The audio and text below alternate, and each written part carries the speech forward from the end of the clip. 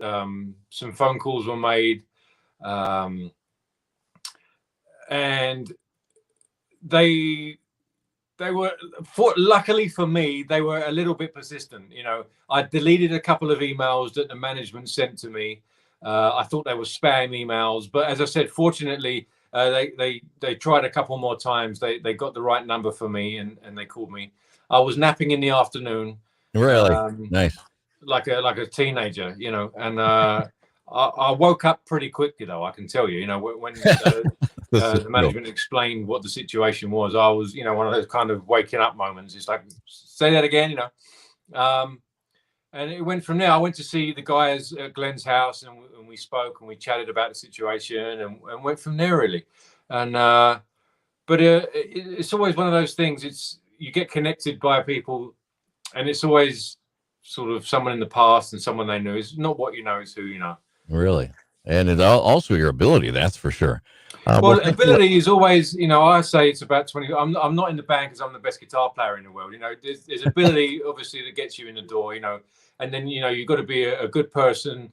You've got to be punctual. There's a lot of stuff that goes into being in a band, and playing is only a part of it, if you know what I mean. Right. You spend a lot of time together, you travel a lot together. So there's a lot of components that go into it, and one of those is playing, for sure. All right, I got a question from a fan. Do you play video games at all to relax?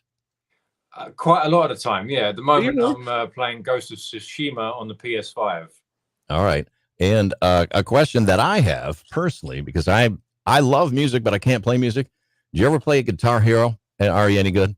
I have done. It was Guitar Hero when it first came out, or about a year in.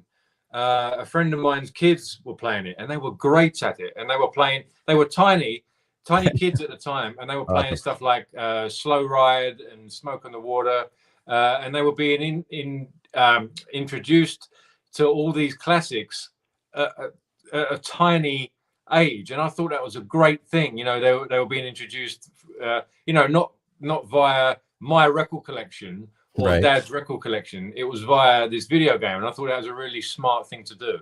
That is really cool, and it's just their natural process. I'm not very good at games, but anyway, I wanted to know if you played Guitar Hero, because I figured that maybe you did. Do you think the pandemic and COVID have stopped people from buying tickets? You got a lot of young and older rock fans like myself that love Priest, and a lot of them they don't say Judas Priest, they just say Priest. So do you think any of that pandemic stuff has shied people away from buying tickets, maybe in our area? I don't know. It's hard to say, really. I think what was interesting when we first went out earlier on the first leg this year of the US tour, there were a lot of no-shows. So there were a lot of tickets that we could see had been bought, but a lot of people that weren't showing up even though they'd bought tickets. So we don't know why that is, but we could assume that it might have had something down to either people had COVID or they were afraid of getting COVID in that sort of environment. We don't know. There's no clear-cut answer for it, but maybe it had something to do with it, for sure. Yeah, I would agree. I'm pretty candid. Sometimes I ask deep questions, so be aware. No, for sure. What is the funniest thing that's happened to you since you've been in Priest since 2011? What's the funniest thing, or maybe a couple things that you noticed, or did they prank you or anything, or they just kind of let you relax and be a musician and do your thing and you kind of hang out with the guys before the gig? Well, if there's been any pranks, I might not be aware of them, if you know what I mean. They might have pranked me and I don't know about it. It could be just something that's happened that I think, that sucks. It could have been a prank. I don't know. There's been a time, it wasn't really funny. It was funny after the fact, but Rob's come off the bike a couple of times. He's fallen off the bike. And it was funny afterwards when he stands up and he laughs about it. But at the time, it wasn't funny. Those things weigh quite a bit. They weigh quite a bit. Oh, so yeah. I have made when it goes down, we have a lot of riders that listen to our nail-biting moment. But once he stands up and he laughs, it's fine. Oh, that's awesome. People want to know about Rob Halford. You're from England, but you're in the States now. Now, did you pay your respects to the Queen in any way? What did you think about all the broadcasts? I personally, I thought the Queen was a great lady. I thought she was a great leader. Over all that time, all the stuff that she's been through, and she was a mechanic. That's crazy stuff. I just thought that was interesting. I wondered if you paid your respects to the Queen, like David Beckham apparently stood in line for 13 hours. I don't know why you do that, but you know. Well, everyone mourns and pays their respects in different ways, obviously, and Beckham did that. I mean, people were waiting up to 24 hours, I think, just to see the coffin. Right. Yeah, the Queen was in the military when she was younger. As all monarchs, I think, have to do. I wasn't there. I wasn't in the country to do that. But the thing about the Queen for me is it's one of those things that has always been a staple, a consistent thing in 80% of people lives, if you know what I mean. So if you're of a certain age, the Queen has always been there. So it's weird to not have that there. Although she wasn't there. She's not there in the room. But the Queen has always been there for all of your life, and that staple, that consistent thing being there is not there anymore. It's an end of an era, and it's interesting to see the new monarch in an internet age. There's already a ton of memes out there, so it's interesting to see. I hope it goes well. I think the king will be all right. Oh, yeah. And we'll see what happens with the rest of the family throughout the years. Now, I did check another interview. Most people know that you had a heart situation, and you also recently, in the last 5 weeks or so, maybe had to go in because there was a leak or something. Can you talk about that and how you're recovering right now, getting ready to crank in the United States pretty soon here? Yeah, they found before the European tour earlier on this year. I went for a routine checkup. They found a hole in from the surgery that they carried out last year that was producing a leak, and the leak was producing a sac that was kind of building up around the heart. So they had to go in there and get it out. So when we came back from the European leg, I went straight in. They went in the same way. So it was open heart again. So they went in the chest cavity, took the sac out, plugged the hole, everything's fine. And the surgeons were fine with the amount of time we had to recover. So I'm feeling fine. You can see there's another scar there, but I'm feeling fine, feeling strong. I've been doing cardiac rehab again to get my energy levels up and my heart rate okay. So we leave, I think, in about a week. So I'm feeling fine, feeling strong, feeling fit. So there's no problems whatsoever. Well, that's good. Blessings to you. I had my brother-in-law is a drummer, and he had a heart leak in the last 5 years. And so my other brother-in-law, Kevin, he works for a scientific company. They do I don't know. They work with heart stuff, and they measure all that stuff. So, things can happen at any day. It doesn't matter. It can just show up at any time. Right. And both of them are doing better, but the road to recovery for them was quite the thing. What is your go-to meal, or what is your favorite thing? I don't know if do you really like ice cream, or you talked about that in another interview, but what's your go-to meal before, you're going to be in Moline, Illinois before you come to Mankato? What is your go-to meal, the stuff that you want to have, that you enjoy, and do you like ice cream? I love ice cream. Do you? I love ice cream. I don't trust anyone that says they don't. But awesome. Wherever I am, I always get to the gig and go for a bowl of soup. That's what I do. Bowl of soup. Oh, man. That is curious, because a lot of the radio guys at our property at Alpha Media, that's what they do during, right away. Sometimes they'll eat soup right away. I have coffee right away. I like coffee, jump with that, but soup, hey, that's awesome. Coffee. I have a bowl of soup nearly every day, but especially on the road. I leave the hotel, get in the car, go to the gig, get to the gig, slice of bread, bowl of soup, whatever the soup is. Really? Yeah, that's boring, but it's true. Hey, that's good. And did they tell you to change your diet at all, or pretty much keep things the same? Since I can't eat it's not a heart issue. It's right. I have to watch blood pressure. Right. And I've got a mechanical valve, so I have to make sure that my blood's thin enough, but not too thin. So I have to watch how thin my blood is. So I can't eat too many leafy greens because of the vitamin K thickens your blood. So I can't eat too many leafy greens. I've just got to watch that. That's all. Really? I would never think that. Would you? I don't think I would think that. No, not at all. It's not a heart issue. If it's a cardiac issue, you've got to watch things like fat and salt and stuff like that. But it's not cardiac. So I've got to watch the blood to pass through the aortic valve. All right. Well, that's a good thing. Like I said, everybody experiences things and going through stuff, and we're glad that you're here. Have you ever been to Minnesota ever? Yes. You have. Last time we was there, it was freezing cold. It was so cold, man.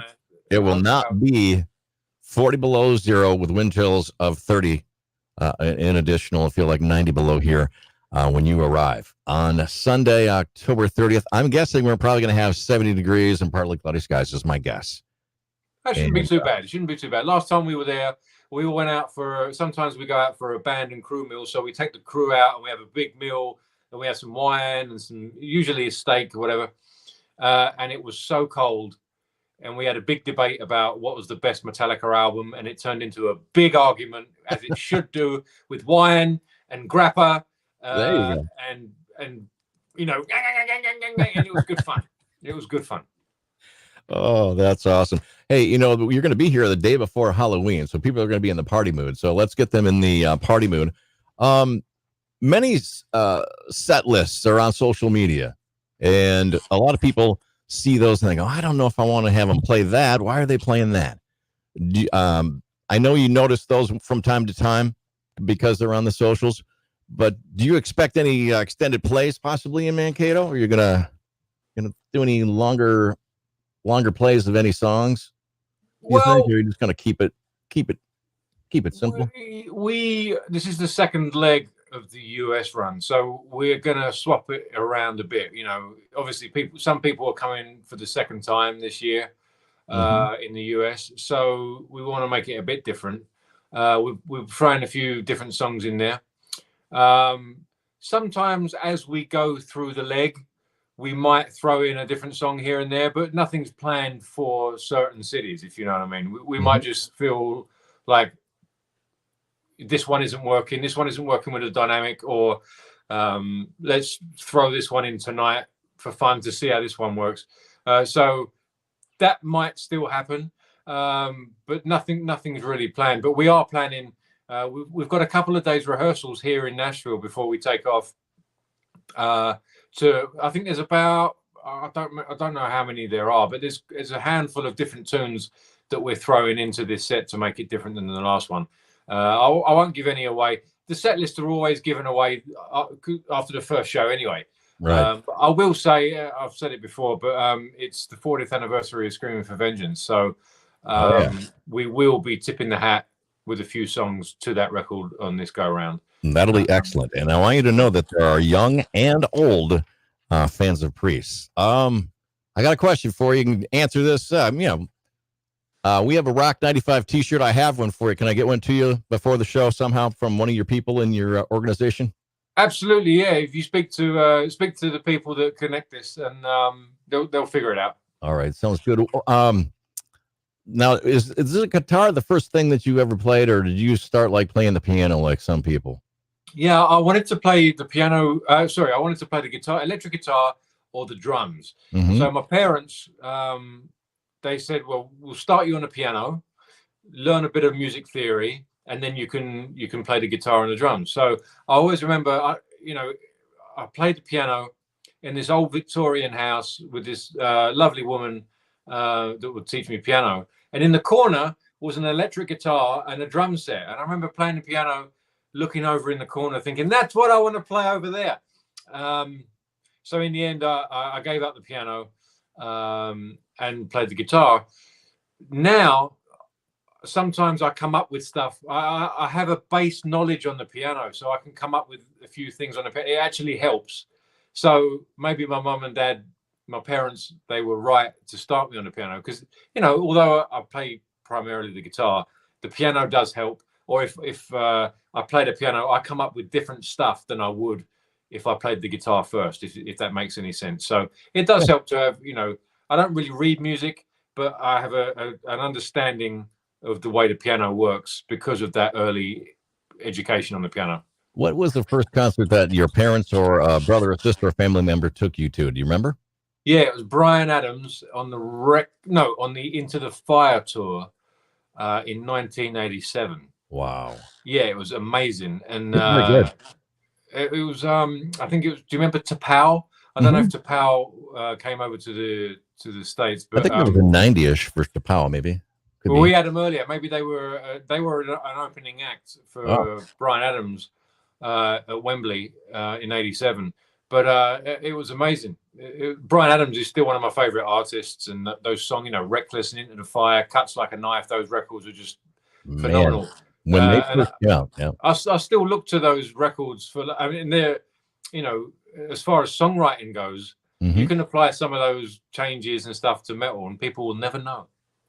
That's awesome. One last thing. What would you say? You got some final thoughts or anything that you want to say that you haven't said to other people in interviews before we close here? I know it's like what? Was it like 6 o'clock there or 5:30? No, it's like 5 or 6 o'clock. Or you're in Tennessee. I'm in Tennessee. Right? It's midday, man. My bad. I feel like it's 5 o'clock in the morning for me. Richie Faulkner, thank you very much for taking your time to be with me today. I'll get you that rock t-shirt through your people, and we'll rock out and see you on Sunday, October 30th at the Mayo Clinic Health System Event Center. Rock on, Richie. Thank you very much. Been a pleasure, and we'll see you soon, brother. See you soon. All right. Thank you. I appreciate that very much. Take care. Yep.